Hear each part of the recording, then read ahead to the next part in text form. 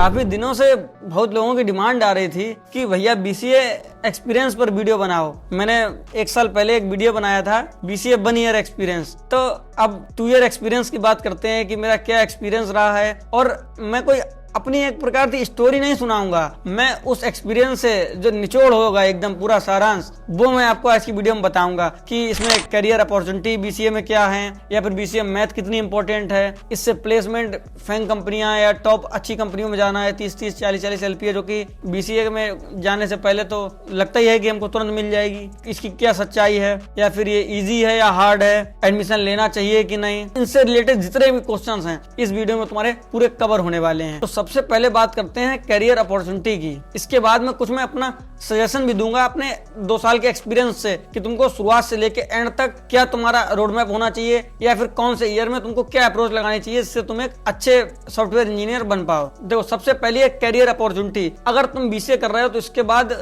कई लोगों को लगता है कि बीसीए वाले बहुत सारे मैनेजमेंट फील्ड में जा रहे हैं या फिर बहुत सारे HD1 HD2 डेवलपर बन जाएंगे। तो ये पूरा 100% आपकी स्किल्स पर ही डिपेंड करता है, डिग्री पर बिल्कुल 5-10% भी डिपेंड नहीं हो सकते हो। ऐसी कोई जॉब नहीं है जो कि बोल दे तुमने बीसीए कर रखा है आ जाओ तुमको जॉब दे देंगे। वो जमाने चले गए, बहुत पहले ऐसा हुआ करता था, शायद हमारे आपके पापा या दादा के समय में ये हुआ करे। अब तो ऐसा कुछ नहीं होता है। बीसीए क्या है, तुम बीटेक भी कर लोगे तो भी स्किल नहीं है तो कुछ नहीं होना है। तो ये तो हो गई करियर अपॉर्चुनिटी की बात। इसके बाद में बहुत से लोग जो 12th तक अभी तक पढ़ के आए हैं, बढ़िया मार्क्स टॉप करके आए हैं, तो अब वो उनका सीधा माइंडसेट होगा कि बीसीए में भी जाके बहुत अच्छे से सिलेबस पढ़ना है, एकदम लगा के पढ़ाई करेंगे तो बहुत अच्छे नंबर आ जाएंगे, तो मेरा अच्छा कहीं कंपनी में सिलेक्शन हो जाएगा। तो तुम बिल्कुल गलत होकर ऐसा सोच रहे हो, क्योंकि सिलेबस से कुछ नहीं होने वाला है। हाँ, सब लोग बोलेंगे भाई सिलेबस में हमारे प्रोग्रामिंग लैंग्वेजेस भी हैं और डेवलपमेंट से भी रिलेटेड सब्जेक्ट हैं, DBMS ऑपरेटिंग सिस्टम ये भी हैं, फिर क्यों नहीं लगेगी। हाँ, रियलिटी यही है, अगर तुम सिलेबस पढ़ोगे और खासकर कॉलेज से पढ़ोगे तो तुम्हारी कोई जॉब नहीं लगनी है। थोड़ा कड़वा है पर सच है। और उसके लिए क्या करना होगा ये भी अभी मैं लास्ट में बताऊंगा। तो सिलेबस के भरोसे नहीं रह सकते हो। हाँ, और कॉलेज में अगर एक्सपोजर की बात करोगे कि एक्सपोजर कैसा होता है, बीसीए में एडमिशन ले रहे हैं तो अभी तक अगर हम किसी अच्छे सीबीएसई बोर्ड के किसी टॉप नॉच स्कूल से पढ़कर आ रहे हैं, तुम लोग को लगता होगा कि हमारे आस पड़ोस का माहौल बढ़िया होता है, पढ़ने वाले बच्चे होते हैं, शैतान बच्चे कुछ होते हैं जिनका पढ़ने लिखने में मन नहीं लगता है। तो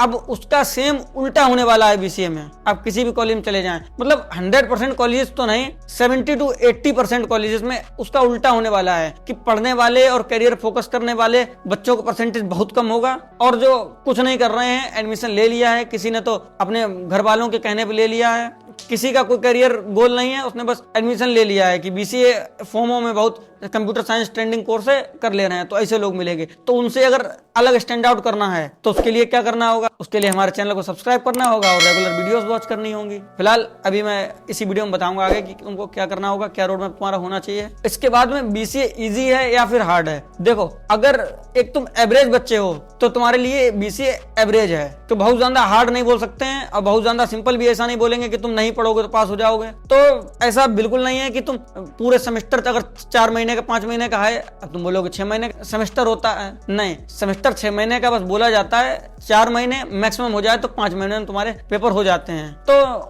तुमको इतना पूरा पढ़ने की जरूरत नहीं है, तुमको और स्किल पर फोकस करना होगा। सिंपल सी बात है, बीसीए एक एवरेज कोर्स मेरी नजर से है। हाँ, किसी की नजर से बहुत सिंपल हो सकता है, किसी की नजर से बहुत हार्ड हो सकता है। ये मैं जो कुछ बता रहा हूँ मैं अपने एक्सपीरियंस से बता रहा हूँ कि मेरे हिसाब से कोर्स क्या है। तो अगर आपका कोई और पॉइंट ऑफ व्यू है तो कमेंट में जरूर बताएं। अब क्या 2024 में हमको बीसीए में एडमिशन लेना चाहिए? अगर तुम्हारे पास दोनों ऑप्शन खुले हुए हैं कि बीटेक और बीसीए, और तुम्हारा बजट भी अच्छा खासा है, तुम्हें कोई दिक्कत नहीं है, तो तुम एक बीटेक का अच्छा कॉलेज चॉइस कर लो। और अगर तुम कोई बीटेक का बहुत बेकार कॉलेज में जाने वाले हो, बेकार मीन्स जहां पर तुमको लग रहा है कि मेरे को अपॉर्चुनिटी नहीं मिलेंगी, कंपनियां भी नहीं आएंगी और मैं अपनी स्किल भी डेवलप नहीं कर पाऊंगा, तो तुम उस बीटेक को छोड़ के बीसीए में किसी अच्छे कॉलेज में चले जाओ जहां पर तुमको अच्छे से नॉलेज मिल जाए, जहां पर तुम लगे कि फैकल्टी मेंबर्स थोड़े एक्सपीरियंस्ड हैं, वहां पर चले जाओ।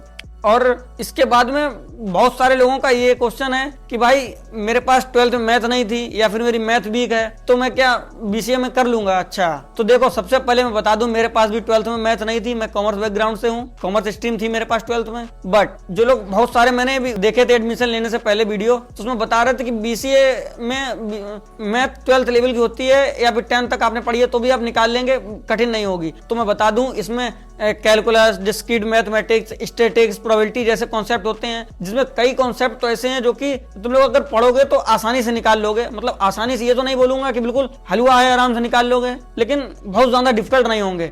बट यहाँ पर कैलकुलस और डिस्क्रीट मैथमेटिक्स के कुछ टॉपिक्स ऐसे हैं जिसमें तुमको बहुत ज्यादा दिमाग लगाने की जरूरत है, खासकर अगर तुमको मैथ नहीं आती है। तो अगर तुम्हें मैथ में थोड़ी बहुत या फिर मैथ में तुम एवरेज बच्चे भी हो तो तुम्हारे लिए ठीक है, कोई दिक्कत नहीं होगी। बट अगर तुम मैथ में वीक हो या फिर 12th तक मैथ नहीं थी तो तुमको थोड़ा एक्स्ट्रा एफर्ट मारना पड़ेगा, तभी तुम बीसीए में मैथ्स में अच्छा कर पाओगे। तो आज के बाद कोई अगर तुमसे ये बोले कि नहीं बीसीए की मैथ बहुत सिंपल है, तो हाँ, सिंपल उन लोगों के लिए जिन्हें 12th में मैथ पढ़ रखी है या फिर जिनको मैथ अच्छे से आती है। जैसे कि मेरे एक फ्रेंड हमारे सामने बैठे हुए हैं, इनको मैथ बहुत अच्छे से आती है, जो कि आप लोगों ने देखा भी होगा, अभिषेक शर्मा जी जिन्होंने इस चैनल पर पढ़ा भी रखा है। तो उन लोगों के लिए मैथ बहुत सिंपल है, बट हम जैसे लोगों के लिए मैथ बहुत डिफिकल्ट है। तो अपने अपने हिसाब से भी हो सकता है। अब बात आते हैं मेन कॉन्सेप्ट पर, जो कि ज्यादातर लोगों को सवाल होता है कि अगर मैं बीसीए में अच्छे से पढ़ूंगा और साइड बाय साइड अच्छे से स्किल्स पर भी फोकस करूंगा तो क्या मेरी जॉब लग जाएगी? तो बिल्कुल जॉब लग जाएगी। हाँ, थोड़े एफर्ट तो ज्यादा मारने ही पड़ेंगे। एफर्ट तो हर चीज में बोले तो हाथ पैर तो हर चीज में मारने पड़ेंगे भाई। हमारे सर जी एचओडी हमारे कहते हैं कि थोड़ा हाथ पैर मारो, तो थोड़ा खुद से एफर्ट तो मारना पड़ेगा, तभी तुम्हारे जॉब लगने वाली है। बट ये ऐसा नहीं बोल सकते हो कि बेरोजगार रह जाओगे, जॉब नहीं लगेगी। तुमने अगर स्किल पर फोकस कर रखा है, थोड़ी बहुत सही से मार्क्स भी मेंटेन कर रखे हैं, तो तुम्हारी अच्छे से जॉब लग जाएगी, तुमको प्रॉब्लम नहीं आने वाली है। और जो सबसे बड़ा एक मिथ होता है कि फर्स्ट ईयर एक्सप्लोर करो, ज्यादातर मैंने भी यूट्यूबर्स देखे हैं, मैं ये नहीं बता रहा हूँ वो गलत हैं, बट मेरे एक्सपीरियंस के हिसाब से ऐसा नहीं सही है कि तुम एक साल एक्सप्लोर करो और दूसरी साल से तुम डिसाइड करो क्या करना है। तो इस प्रकार से तुम्हारे पास एक ही साल बचेगा पढ़ाई के लिए। क्यों? पहला साल तुमने एक्सप्लोर करने में निकाल दिया और दूसरी साल तुम शुरुआत में यानी कि 3rd सेमेस्टर में सोचोगे कि हमको क्या पढ़ना है। तो ऐसा तो है नहीं एकदम तुम आज सोचोगे क्या पढ़ना है, कल से तुम स्टार्ट कर दोगे, तो उसमें भी महीने 2 महीने निकाल दोगे। तो तुम 3rd सेमेस्टर या 4th सेमेस्टर में अच्छे से अपनी फोकस करना शुरू कर पाओगे, तो तुमको जॉब लेते लेते लास्ट तक तुम अपनी पढ़ाई कंप्लीट कर पाओगे स्किल्स की, जो कि तुमको नहीं करनी चाहिए। बहुत पहले से तुमको रेडी रहना चाहिए। तो मैं इसके बिल्कुल खिलाफ हूँ कि फर्स्ट ईयर तुमको पूरा एक्सप्लोर करना चाहिए। हाँ, एक सेमेस्टर तुम समझ सकते हो, बट सेकंड सेमेस्टर से तो अपने रूटीन पर आ जाओ कि मेरे को क्या करना है क्या नहीं, थोड़ा सीरियस हो जाओ। और मैं तो बोलूंगा अगर अभी तुम लोग बीसीए में एडमिशन लेने वाले हो या ले रहे हो तो अभी से पढ़ना स्टार्ट कर दो।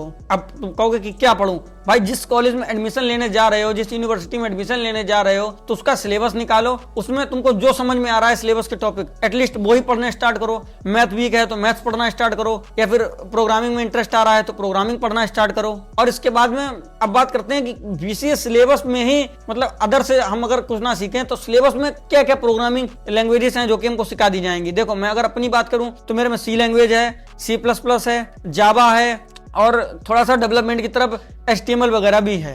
तो देखो, जॉब तुम्हारी इस बेस पर नहीं लगती है तुमको तुम्हारी कितनी लैंग्वेजेस आती हैं। तुमको जॉब के लिए 10 लैंग्वेज सीखने की जरूरत नहीं है, एक में परफेक्ट होना है।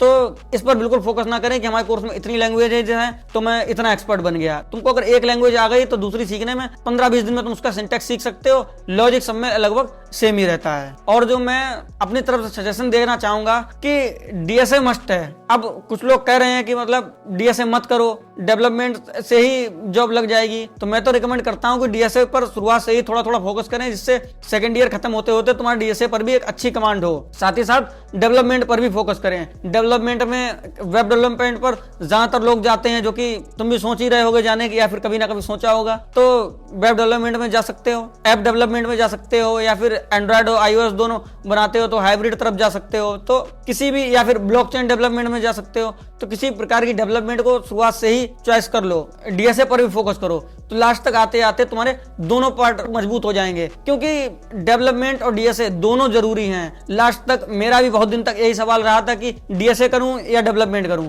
तो देखो, अगर अच्छा करियर बनाना है और कहीं सही जगह जॉब लेनी है तो तुमको दोनों करने पड़ेंगे। और अगर बीसीए जैसे प्रोफेशनल कोर्स में एडमिशन लेने जा रहे हो तो तुम रिज्यूम पहले ही से बना लो। अब तुम बोलोगे मेरे पास अभी तो स्किल है नहीं, रिज्यूम अभी से कैसे बना लूं? तो देखो अभी तुम्हारे पास नाम पता तो है, 12th 10th के परसेंटेज तो हैं, तो अभी इतना ही फिल करो और जो सॉफ्ट स्किल्स वगैरह तुम्हारे पास हैं उनको फिल करो। बाकी जैसे जैसे स्किल सीखते जाओगे वैसे वैसे फिल करते जाओगे, और जो सीखते जाओगे वो सब लिंक्डइन पर तुम एक्टिव रहो और लिंक्डइन पर सारे पोस्ट करते जाओगे। जो स्किल सीखने के बाद में लिंक्डइन पर पोस्ट किया उसी को तुरंत उठा के रिज्यूम में ऐड कर दिया कि मैंने ये सीख लिया है। तो इस प्रकार से तुमको अपना रिज्यूम भी शुरुआत से रेडी करते रहना है और इंटर्नशिप पर भी ध्यान देना है। अभी शुरुआत में तो नहीं, अब मैं पूरा एक्सपीरियंस बता रहा हूं तो मैं सारा ही बताऊंगा कि इंटर्नशिप अपनी तरफ से बाहर से एफर्ट मारने होंगे। कॉलेज बहुत कम है ऐसे तुमको इंटर्नशिप की अपॉर्चुनिटी दें। मैं किसी एक स्पेसिफिक कॉलेज की बात नहीं कर रहा हूं जो कि कोई मुझसे कुछ कहे, तो ज्यादातर कॉलेजेस में तुमको इंटर्नशिप की अपॉर्चुनिटी नहीं दी जाती है।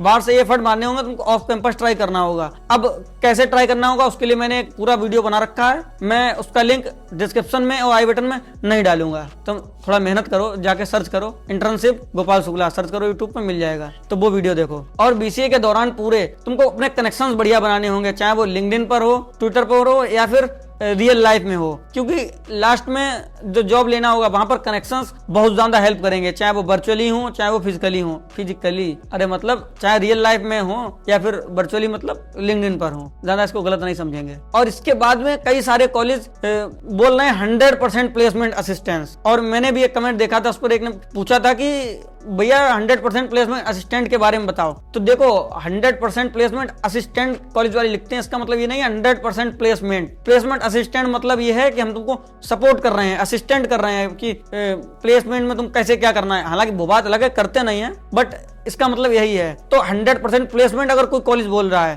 तो वो 100% झूठ बोल रहा है। अगर 100% प्लेसमेंट बोल रहा है तो 100% झूठ बोल रहा है, क्योंकि 100% प्लेसमेंट आईआईटी वालों को नहीं लगती है तो नॉर्मल कॉलेजेस में क्या ही लगेगी। हाँ, इसका मतलब ये नहीं आईआईटी वाले बहुत कुछ कर नहीं रहे हैं, उनके 100% प्लेसमेंट भले ना लगे, वो अपने जीवन में बहुत आगे जाते हैं। और फर्स्ट ईयर से ही तुमको कोडिंग स्टार्ट कर देनी है अदर से।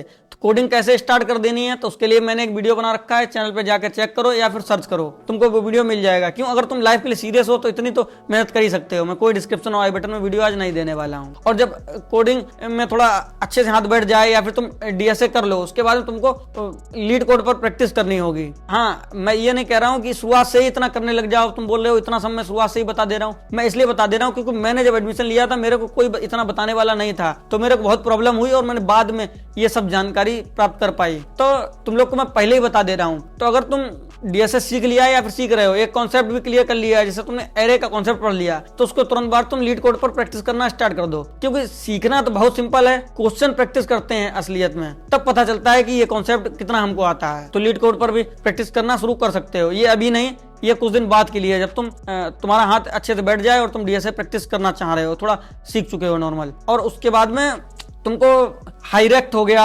नौकरी.com हो गया, अनस्टॉप हो गया, इन सभी पर अपना अकाउंट बना लेना है, क्योंकि लास्ट में तुम इसी पर जाके जॉब देखोगे। शुरुआत में अकाउंट बनाने की मैं क्यों बोल रहा हूँ, मैं शुरुआत में इसलिए बोल रहा हूँ अकाउंट बनाने को, इससे तुम उस पर जाओगे, जॉब रोल देखते रहोगे। जैसे इंस्टाग्राम तो मोबाइल में पड़ा होता है तो दिन में 10 बार हाथ चला जाता है, उस पर हम लोग रील स्क्रॉल करके कच्चा बादाम, अच्छा तुम तो पढ़ने वाले हो नहीं देखते होगे, तो 10 बार हाथ इंस्टाग्राम पे चला जाता है। तो ऐसे जब हमारे सामने ये ऐप्स होंगे तो इस पर भी हमारा हाथ जाएगा 10 बार, उस पर हम जॉब डिस्क्रिप्शन पढ़ेंगे कि इसमें ये चीज मांग रहे हैं, इस पे ये चीज मांग रहे हैं, तो उसी हिसाब से हम लोग भी अपनी पढ़ाई स्टार्ट करेंगे। तो आज का वीडियो कैसा लगा कमेंट में जरूर बताएं, और अगर और किसी टॉपिक को वीडियो चाहते हैं तो भी कमेंट में बता सकते हैं। और चैनल पर नए हैं तो चैनल को सब्सक्राइब जरूर कर लें, ऐसी वीडियो आगे भी मिलती रहेंगी।